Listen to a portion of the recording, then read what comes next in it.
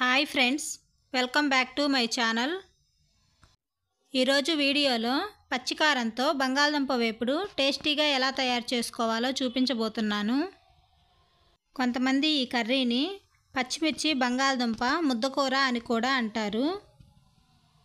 Rice, రోటీ, చపాతీలోకి ఈ curry చాలా బాగుంటుంది. ఫస్ట్ టైం మా ఛానల్ చూసేవాళ్ళు సబ్స్క్రైబ్ చేయటం మర్చిపోకండి. ఈ బంగాళదుంప ముద్దకూర కోసం నేనైతే 400 గ్రాముల బంగాళదుంపలు తీసుకొని ఇలా వాటర్లో వేసుకొని ఉడికించుకుంటున్నాను.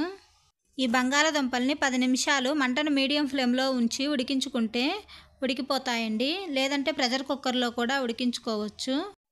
కుక్కర్లో అయితే 2 విజిల్స్ వస్తే చాలండి, బంగాళదుంపలు మెత్తగా ఉడికిపోతాయి.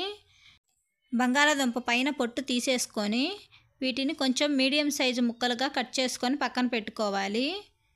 ఈ కర్రీ కోసం మనం పచ్చికారాన్ని ప్రిపేర్ చేసుకుందాం. ఒక మిక్సీ గిన్నె తీసుకొని అందులో 1 టేబుల్ స్పూన్ జీలకర్ర, ఒక 2 అల్లం ముక్కలు, ఒక వెల్లుల్లిపాయి, ఒక 5-6 పచ్చిమిరపకాయలను ముక్కలుగా కట్ చేసుకొని వీటన్నింటినీ కచ్చా పచ్చాగా మిక్సీ పట్టుకొని పక్కన పెట్టుకోవాలి.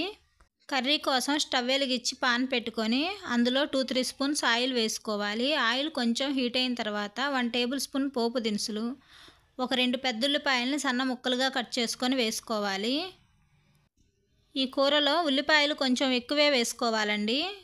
ఉల్లిపాయలు ఎక్కువ వేసుకోవటం వల్ల కర్రీ టేస్ట్ అనేది చాలా బాగుంటుంది. ఆనియన్స్ కొంచెం ఫ్రై అయిన తర్వాత ఒక 2 ఎండుమిరపకాయలు కట్ చేసుకొని వేసుకోవాలి.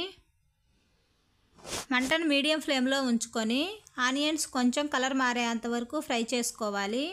తర్వాత ఉడికించుకున్న బంగాళదుంపలను ఇందులో వేసుకోవాలండి. ఇందులోకి ఒక 1/2 టేబుల్ స్పూన్ పసుపు, టేస్ట్కి సరిపడా 1 టేబుల్ స్పూన్ సాల్ట్ని యాడ్ చేసుకోవాలి. వీటన్నింటినీ కలిసే విధంగా ఒకసారి బాగా కలుపుకొని ఆయిల్లో ఈ బంగాళదుంపల్ని ఒక 2-3 నిమిషాలు ఫ్రై చేసుకున్నామంటే బంగాళదుంపలు అనేవి బాగా ఫ్రై అవుతాయి. ఇందులోకి 2 రెమ్మల కరివేపాకును వేసుకోవాలి. మనం ఆల్రెడీ బంగాళదుంపలు ఉడికించాం కాబట్టి త్వరగా అడుగంటిపోతాయి. మంటను సిమ్లోకి అడ్జస్ట్ చేసుకొని ముందుగా మిక్సీ వేసుకొని పెట్టుకున్న పచ్చిమిర్చి పేస్టును ఇందులో వేసుకోవాలి. ఇందులోకి అల్లం వేసుకున్నాం కదా, మీకు ఇష్టం లేదు అనుకుంటే అల్లం స్కిప్ చేసి వేసుకున్న టేస్ట్ చాలా బాగుంటుంది. ఇప్పుడు ఈ పచ్చిమిర్చి పేస్ట్ కర్రీ మొత్తం కలిసే విధంగా ఒకసారి బాగా కలుపుకొని పచ్చివాసన పోయే అంతవరకు ఫ్రై చేసుకోవాలి. మంటను సిమ్లోకి అడ్జస్ట్ చేసుకొని మూత పెట్టుకొని ఒక 2-3 నిమిషాలు ఈ కర్రీని మగ్గించుకున్నామంటే టేస్ట్ అనేది చాలా బాగుంటుంది.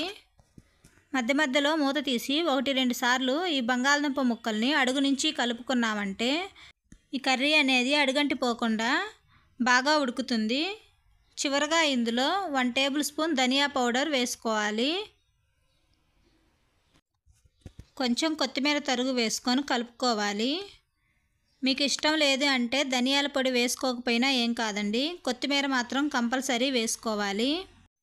కొత్తిమీరని వేసుకోవటం వల్ల ఈ కర్రీకి మంచి టేస్ట్ అనేది వస్తుంది.